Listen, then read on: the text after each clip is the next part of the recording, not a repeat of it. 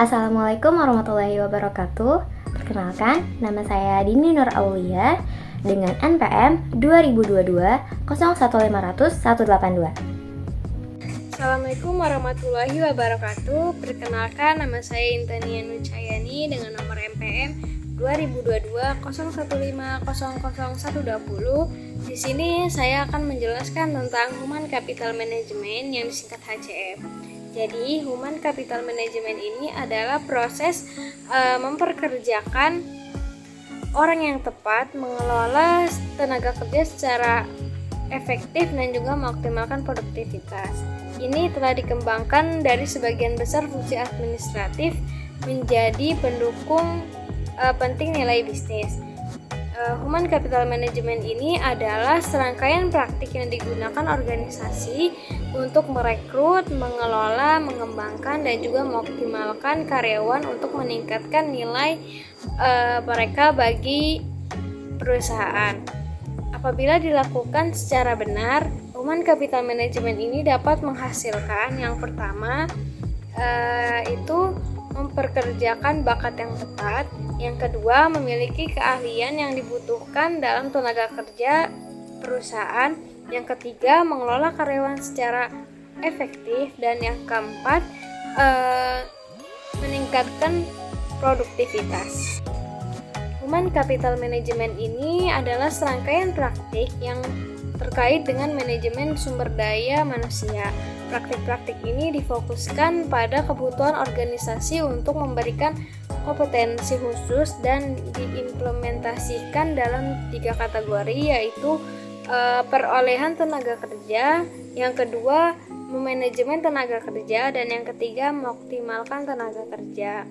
Lalu, Human Capital Management ini mengacu pada serangkaian kegiatan yang mengubah fungsi SDM tradisional menjadi peluang yang mengarahkan pada peningkatan efisiensi, minat, dan pendapatan bagi perusahaan. Human Capital Management ini berkomitmen untuk memaksimalkan nilai modal manusia melalui manajemen yang tepat dan investasi yang cukup. Selanjutnya, di sini saya akan menjelaskan mengenai elemen umum dari Human Capital Management. Yang pertama, ada perencanaan tenaga kerja, yang mana di sini mengevaluasi kebutuhan perusahaan dalam hal tenaga kerja dan keterampilan untuk memenuhi kebutuhan staf di masa depan. Lalu yang kedua, ada perencanaan kompensasi, yang mana memberikan kompensasi yang kompetitif untuk mengimbangi inflasi dan memungkinkan karyawan dalam menjalani kehidupan yang berkualitas. Lalu, yang ketiga ada merekrut dan memperkerjakan, di mana di sini merupakan proses menemukan, mengevaluasi, dan memilih kandidat teratas untuk peran terbuka. Lalu yang keempat ada onboarding, yang di mana di sini merupakan proses mengintegrasikan karyawan baru ke organisasi melalui orientasi karyawan baru dan bimbingan serta reboarding. Lalu yang kelima ada pelatihan, di mana di sini memberikan karyawan kesempatan dan sumber daya yang mereka butuhkan untuk meningkatkan keterampilan dan kemampuan mereka. Lalu yang keenam, waktu dan kehadiran. Di sini adalah proses pelacakan jam kerja untuk gaji dan tunjangan. Lalu yang ketujuh ada penggajian, melibatkan kegiatan seperti menghitung jam kerja karyawan, memberikan kompensasi, dan melacak dokumentasi keuangan serta transaksinya.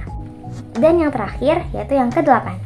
Di sini ada manajemen kinerja, yang dimana merupakan aktivitas yang memastikan karyawan berkontribusi pada organisasi melalui umpan balik yang berkelanjutan, penetapan tujuan, dan tinjauan kinerja. Baik, di sini saya akan lanjutkan elemen inti Human Capital Management ini. Yang pertama, visi dan nilai organisasi. Visi dan nilai organisasi ini seperti banyak praktik pertumbuhan dan pengembangan organisasi. Mengembangkan sistem Human Capital Management ini dimulai dengan mendefinisikan dan memahami tujuan atau visi dan keyakinan inti nilai perusahaan. Ini berdampak langsung pada budaya tempat kerja, bagaimana orang berperilaku, dan pentingnya sumber daya manusia secara keseluruhan dalam organisasi. Lalu yang kedua ada tujuan dan sasaran strategi. Tujuan dan sasaran strategi ini apakah itu sasaran triwulan, tahunan, atau 5 tahun. Inisiatif sumber daya manusia Anda ini akan sering didorong oleh tujuan spesifik, terukur, terikat waktu organisasi. Lalu yang ketiga ini ada tim kepemimpinan Human Capital Management. Tim kepemimpinan Human Capital Management ini seperti sistem apapun. Human Capital Management ini perlu dikelola oleh orang-orang karena inisiatif sumber daya manusia ini memiliki dampak yang luas. Lalu tim Human Capital Management ini biasanya bersifat lintas fungsi dengan pemimpin dari seluruh organisasi. Lalu yang keempat ada manajemen dan dukungan data. Manajemen dan dukungan data Human Capital Management ini berhasil membutuhkan data sumber daya manusia untuk mengambil keputusan, untuk mengelola, mengambil tindakan, dan mengukur hasil inisiatif sumber daya manusia. Jadi elemen-elemen ini mungkin terdengarnya besar, mengintimidasi, dan rumit, tapi tidak selalu begitu. Setiap ukuran perusahaan dari bisnis startup tahap awal hingga tahap yang besar dan mapan dapat membuat sistem Human Capital Management. Penjelasan selanjutnya yaitu HCM versus HRM. Jadi HCM atau Human Capital Management ini adalah cara berpikir yang relatif baru tentang karyawan. Sementara bidang sumber daya manusia telah ada selama lebih 100 tahun. Frase modal manusia muncul pada tahun 1960-an selama era otomatisasi. Human Capital Management ini mencangkup semua aktivitas yang terkait dengan perekrutan, pengembangan, pemberian penghargaan, dan juga pengolahan karyawan. Pada dasarnya mengeluarkan yang terbaik dari setiap orang untuk membantu organisasi mencapai tujuannya. Kegiatan ini dapat berkisar dari menciptakan dan mengomunikasikan visi, misi, nilai organisasi yang benar kepada karyawan, hingga penawaran program pengembangan profesional sepanjang karir karyawan dengan organisasi. Lalu ada Human Resource Management yang disingkat HRM. Jadi Human Resource Management ini adalah pendekatan komprehensif untuk mengelola karyawan dalam suatu organisasi dan memberikan mereka dukungan yang mereka butuhkan untuk berkembang. Saat kita melihat Human Capital Management yang disingkat HCM versus Human Resource Management yang disingkat HRM, ini kita dapat melihat bahwa keduanya tumpang tindih tapi fokusnya yang berbeda. Sementara Human Capital Management memaksimalkan nilai ekonomi karyawan bagi organisasi, sedangkan Human Resources Management berfokus pada pengembangan dan pengelolaan sistem dan proses yang memungkinkan karyawan dalam menjalankan peran mereka secara efektif menurut Balanzon dan Scan-Kerman tahun 2015. Human Capital disebut juga pengembangan sumber daya manusia yang berfungsi melaksanakan perencanaan sumber daya manusia, implementasi, dan perekrutan termasuk seleksi, pelatihan dan pengembangan karir karyawan, serta melakukan inisiatif terhadap pengembangan organisasional.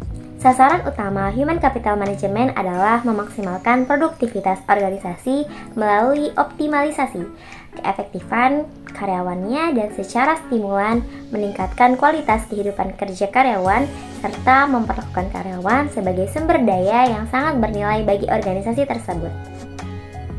Adapun contoh untuk Human Capital Management. Di sini kami akan menggunakan industri K-pop sebagai contoh Human Capital Management karena industri K-pop merupakan contoh yang menarik dalam penerapan manajemen modal manusia atau Human Capital Management. Berikut adalah beberapa contoh praktik mengenai Human Capital Management di dalam industri K-pop. Yang pertama ada rekrutmen dan pelatihan. Proses rekrutmen di industri K-pop sangatlah ketat. Calon idola harus melalui audisi yang menilai bakat musik dan kepribadian mereka. Setelah mereka diterima oleh agensi, mereka akan menjalani pelatihan yang sangat intensif selama bertahun-tahun lamanya di bawah pengawasan dan naungan agensi.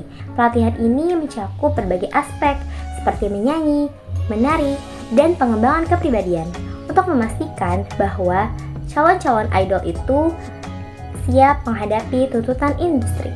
Lalu yang kedua ada pengembangan karir. Setiap agensi K-pop tidak hanya fokus pada pelatihan fisik, akan tetapi juga pada pengembangan karir artis-artisnya secara jangka panjang. Mereka merancang rencana karir untuk setiap artis-artisnya, termasuk penjadwalan debut, promosi, dan penampilan. Hal ini membantu artis untuk memahami jalur karir mereka dan mempersiapkan diri untuk tantangan yang akan datang.